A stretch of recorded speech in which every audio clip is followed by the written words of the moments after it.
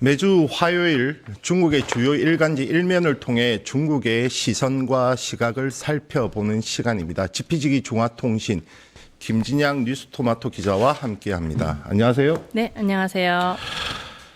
자, 중동에서는 전쟁이 일어났고 중국에서는 또 양해까지 지금 진행 중이죠. 네, 그렇습니다. 중국 주요 일간지 어떠한 뉴스들을 주요하게 다뤘습니까? 네, 방금 말씀하신 대로 중국이 지난주부터 양회가 시작됐기 때문에요. 당연히 지금 매일같이 중국 그 주요 일간지 일면은 양회 소식으로 채워져 있습니다. 네. 특히나 그 양회 중에서도 저희가 양회가 이제 제가 지난주에 말씀드렸을 때 정협이랑 전인대 두 가지로 이루어져 있다고 했는데 네. 그 중에서 이제 핵심이 전인대거든요. 그래서 전인대가 개막이 지난 3월 5일 날 됐었는데 이제 역시나 3월 6일 날 전체 일간지를 봤을 때 그 양회 개막식 했을 때 시진핑 주석과 또 그 전인대에서 업무 보고를 했던 리창 총리의 얼굴이 담긴 그 모습 사진이 모든 신문에 도배가 됐습니다. 그래서 제가 뭐 인민일보나 중국 청년보 같은 거를 봤을 때는 사실 그 신문의 제호만 달랐지 같은 곳에서 찍어낸 게 아닐까 싶을 정도로 똑같은 모습의 일면이 다 전체 매체에 보도가 됐습니다. 그래서 대체로는 지금 양회가 3월 5일 날 개막을 해서 3월 12일 날 전인대가 폐막하는 거로 이제 지금 일주일간의 일정이 마무리가 되거든요. 그래서 이 기간에는 통상적으로는 이제 뭐 시진핑 주석이 어떤 뭐 회의에서 어떤 이야기를 했다가 가장 많이 보도가 되는 게 당연한 건데 지금 이제 미국과 이란과의 그 충돌이 사실 국제적으로 굉장히 큰 이슈이기 때문에 이게 좀 그 국제 뉴스를 다루는 환고시부뿐만이 아니라 다른 일간지에서도 조금씩은 이제 그 일면에 작게 제목이라도 좀 나오고 있는 상황입니다. 그래서 당연히 이제 그 환고시보에서는 양회 개막하기 하루 전부터 한 2, 3일 후까지는 뭐 전 세계가 양회를 집중하고 있다. 전 세계가 중국의 메시지를 뭐 지켜보고 있다. 이런 이야기를 굉장히 좀 이렇게 선전적으로 했었는데 주말 사이에 이제 그 이란과 미국과의 그 충돌에 대해서 어떤 식으로 좀 이제 상황이 좀 벌어질 것인지 이쪽으로 좀 시선을 많이 돌리는 모습이었습니다. 이란 같은 경우 앞선 베네수엘라와 더불어서 중국의 주요 수입원이죠. 원유 수입원 중 하나인데 특히 그동안의 관계를 돈독하게 해왔단 말이에요. 지금 이 이란전 바라보는 시선은 어떻습니까? 왜냐하면 또 4월에 미중 정상회담을 앞두고 있어서 아마 심란할 것 같습니다만. 네, 그래서 말씀하신 대로 지금 중국에서 양회가 진행 중이긴 하지만 전 세계의 관심은 중국이 이 미국과 이란과의 충돌 또 이 중동 사태에 대해서 어떠한 공식적인 메시지를 낼 것인가가 전 세계의 관심사였습니다. 그렇기 때문에 이제 그 중국도 이 사안을 굉장히 좀 예민하게 바라보고 있는데요.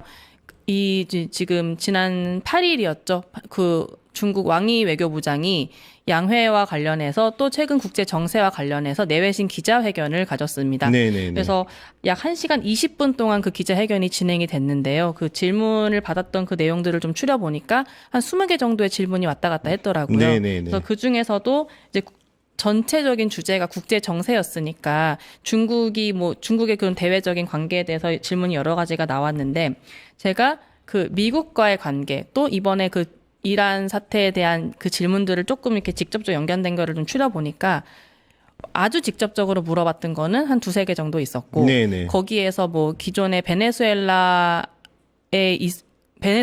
포함해서 중국과 중남미 관계 혹은 또 지금 미국이 유럽 쪽에다가도 좀 압박을 많이 하고 있는데 중국과 유럽과의 관계 좀 이렇게 파생적으로 묻는 질문까지 포함하면 한 7, 8개 그러니까 전체 한 3분의 1 정도가 이 지금 현재 국제 정세에서 중국이 어떤 스탠스를 취할 것인가에 대한 질문이었습니다. 대답이 어떻게 나왔습니까? 근데 뭐 사실 뭐 크게 뭐 중국이 우리는 뭐 미국의 이런 행동을 규탄한다, 반대한다 이렇게 센 어딩을 낼 수는 없었고요.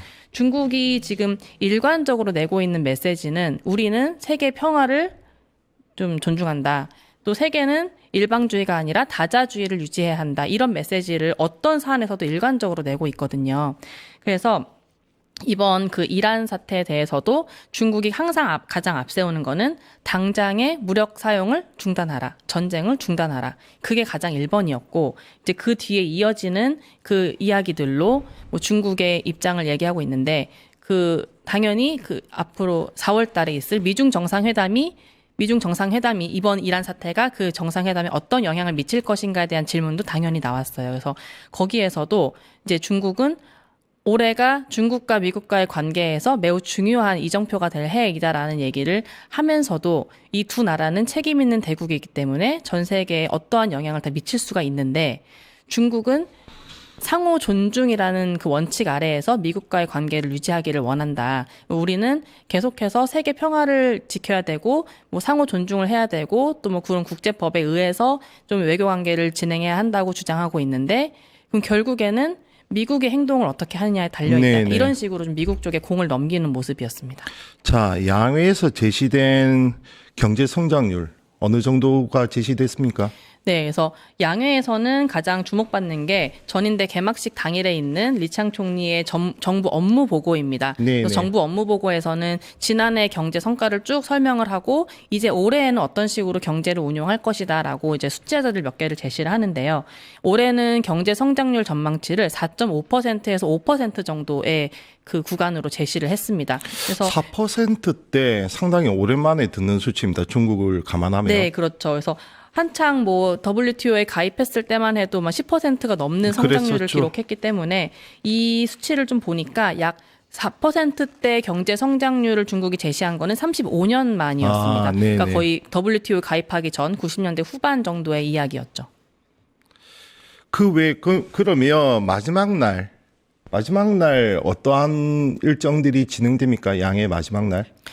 지금 예정된 일정으로는 3월 12일이 이제 폐막일로 정해져 있는데요. 네네. 그 전인대에서도 지금 양회 기간에 크게 3번의 회의가 지금 구간이 나눠져 있습니다. 그래서 개막식이 포함됐던 게 1차 전체 회의였고 네네. 어제 이제 2차 전체 회의가 시작이 됐습니다. 그리고 이제 마지막인 12일 날 3차 전체 회의가 있는데 그날 3차 전체 회의가 열리는 그날 오후에 폐막식이 진행이 되면서 막을 내리게 되고요. 사실상 대략적인 큰 틀은 개막식 날 발표됐던 정부 업무 보고에서 다 결정이 됐고 지금은 이제 세분화된 그 회의들에서 뭐 또 어떤 식으로 이제 안건들이 올라온 거를 지금 심의를 계속 하고 있거든요. 그러니까 초반에 1차 회의에서는 각 계획에 대해서 초안들이 많이 발표가 됐고 2차 회의에서는 그것에 대한 심의들을 계속 논의를 하고 있고 3차 회의가 있을 때는 이 초안을 바탕으로 논의된 심의를 좀 최종적으로 결정하는 내용들이 있기 때문에 아마 뭐 양회 기간 안에 갑자기 뭐 새로운 어떤 소식이 나온다든지 그럴 것 같지는 않고요. 이제 일주일간의 정치 이벤트가 막을 내린다 정도로 이제 보시면 되겠습니다. 자, 중국이 4.5에서 5% 정도의 경제 성장률을 제시했는데 이와 동시에 좀 주목해야 할 첨단 산업에 대해서 언급이 있었습니까? 네, 그래서 올해 양회 같은 경우가 또 주목이 받는 이유가 올해가 15차 5개년 계획이 시작되는 해입니다. 그렇죠. 네. 그래서 그 15차 5개년 계획에 대해서 좀 구체적인 그 방향을 좀 제시를 했는데요. 이게 갑자기 올해에만 갑자기 나타난 게 아니라 최근 몇 년 사이에 중국이 계속해서 이제 주장을 해왔던 게 우리는 첨단 산업에서는 좀 앞서 나갈 것이다.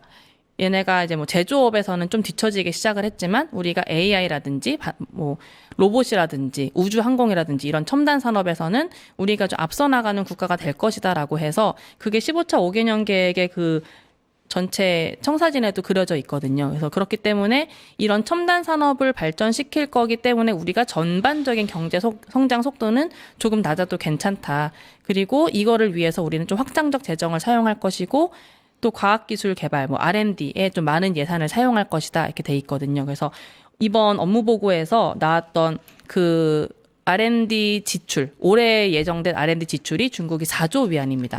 그래서 네. 그거를 우리나라 돈으로 환산을 하자면요.